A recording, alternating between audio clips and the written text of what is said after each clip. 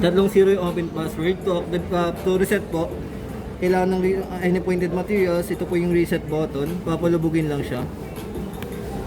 Once na nalubog na po, pwede na kayo mag-set ng gusto nyong password. For example po, palitan ko ngayon siya ng 123. Pagpantay-pantay nyo lang po siya sir, nakikita nyo yung arrow, dun lang po siya yan. And then para po siya mag-activate, slide up lang to para tumas yung reset button like this one po.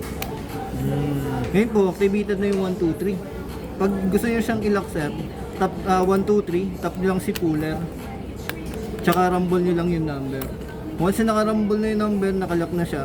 Tapos yung reset button natin sir, hindi na rin siya mag-reset. For security purposes na rin siya para hindi mabuksan ng iba. Okay. Ngayon po sir, ilalagay nyo siya sa 123 Para ma-open. para ma-open.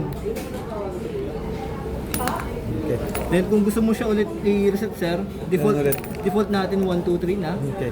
Malubog lang ulit sa reset button. Then magpalit lang ulit kayo ng number.